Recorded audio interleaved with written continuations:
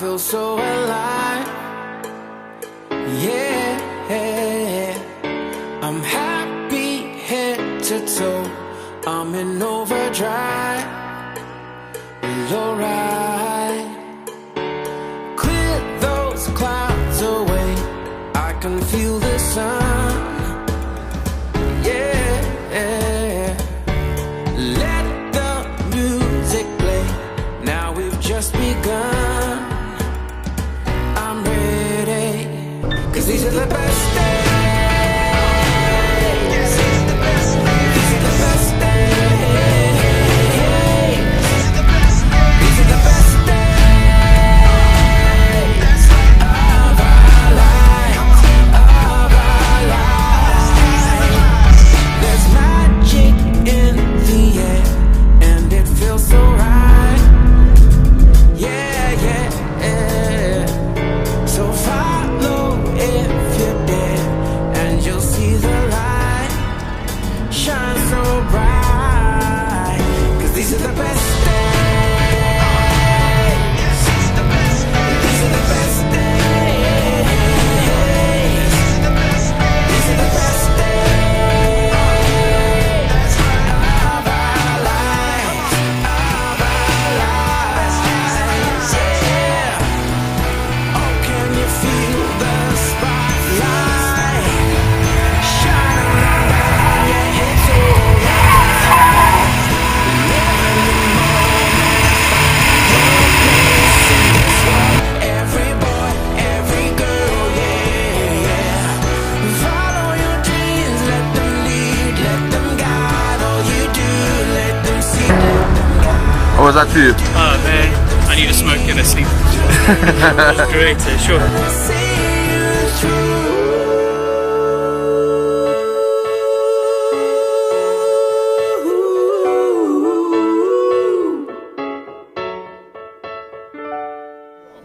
Alright, so ladies and gents, when it comes to driving a motor vehicle, one of the most critical aspects is simply just to sit correctly. The reason being is if you're sitting correctly, you have better feeling for what the car is telling you. You've got better support, which then allows you better use over the vehicle controls. So, what we recommend a BMW driving experience is firstly just to make sure you are close enough to the pedals so that when you're standing as hard as you can on the brake, you still have some bend in your knee. On occasion, people end up having a rather scary situation out on public roads because something happens, they go for the brakes, they're not braking hard enough, and they're trying desperately to brake hard, but they're simply too far away. So, first thing we need to do is go a little bit closer so that when I stand hard on the brakes, I still have some bend in my knee. The next step, the height of the seat. The idea is that we want to sit high enough so that you can actually see over the bonnet. Many of my BMW drivers are a little bit shy. You see them very often hiding beneath the steering wheel. No man, sit high enough, get some great visibility over the steering wheel. But by that same token, just make sure that you have a 4-finger space between your head and the roof. It's a bit of a buffer zone, just in case things are not going according to plan. Gives you some extra space. And then as far as the backrest is concerned, I've seen people on occasion who are actually able to order their takeouts out the back window. That's not the correct seating position. We need to sit a little bit more upright, simply so that the chair can support us. If you're getting the support from the chair, you're not going to end up hanging on too hard to the steering wheel for support.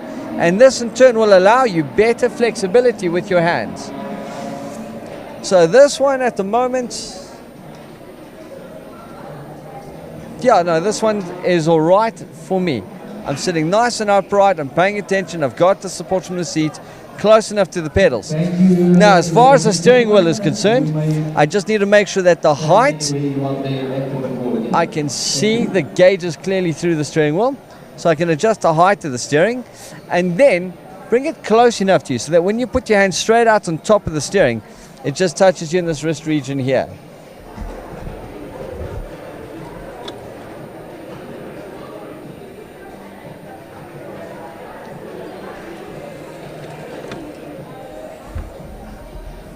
Alright, so having brought the steering wheel a little bit closer now, when I hold onto the steering wheel at the correct position, which is 9 o'clock and 3 o'clock on the steering wheel, I'll have a little bit of bend in my arms.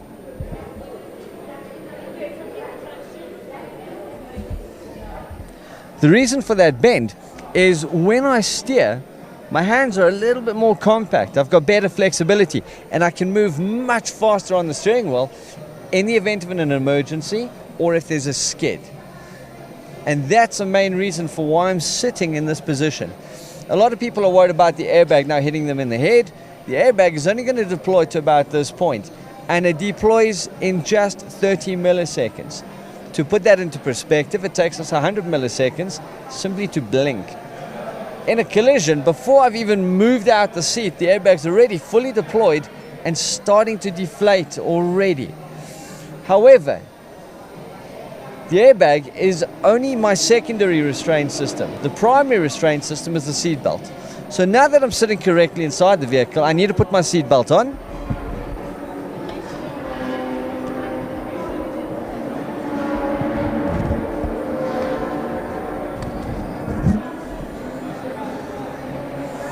And what I would recommend with the seatbelt is take up the slack.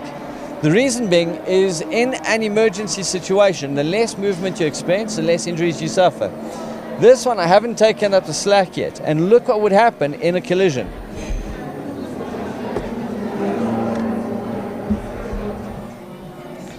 So that's a little bit too much movement. Whereas if I put the seatbelt on and I just give it a little pull, that same situation, have a look at the difference.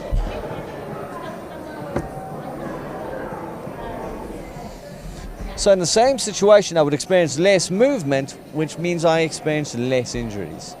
And there's additional systems on the seatbelt so that if I am involved in a collision, it's going to minimize movement in a controlled fashion. And by doing that, it's also slowing me down so that I don't hit the airbag too hard. And this is why we should sit correctly, ladies and gents.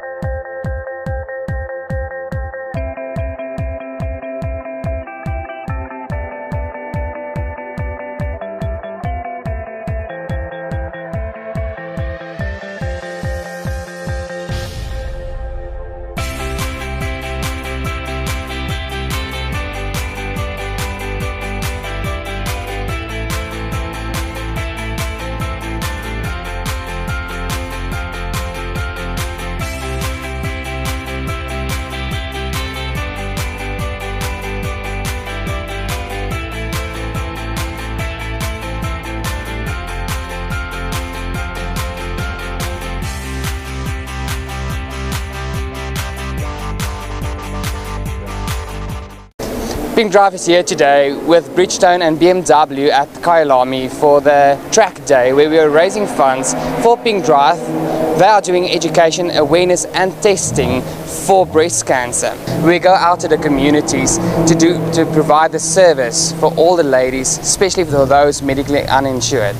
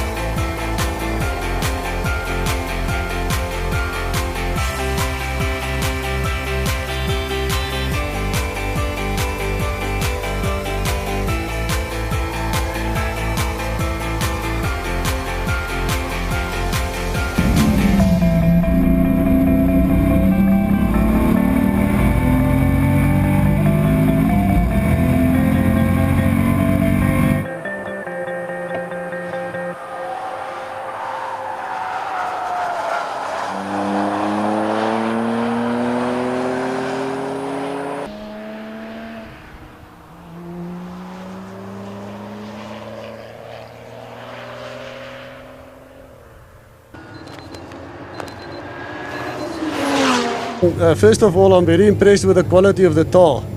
You can definitely feel the difference between that and any other track. It's very, very good. And all the facilities is 5-star. It's very special. I really enjoy it. Yeah. Feels really great. It's actually my first time here, so I haven't driven the old Kyalami, but the surface, the track surface, the layout, everything's really great. Well, I think the BMW crowd is a much better crowd, sportsmanship, better organised. You come here and you don't feel out. You feel they sort of like appreciate. There's not a lot of politics and stuff like that, and I think that makes it nice and friendly. Everybody try and help each other, and that's what's make it more nicer to come here and race with them. So we do a lot of racing with the Lotus guys, and one of the nicest things about being here is being able to be on the track with a bunch of very, very fast BMWs, Porsches, and a range of other cars that makes it really, really exciting. So we're having a great day. Thank you.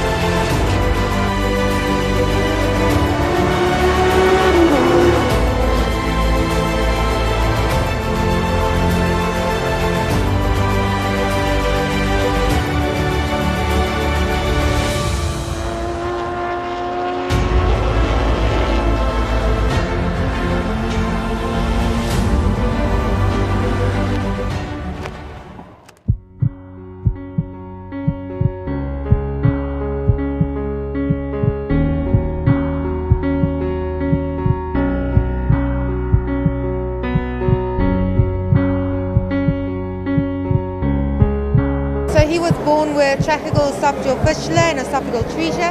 So what that means is the esophagus never reached to the stomach, and he had little connections from the esophagus to the trachea, from the trachea to the stomach.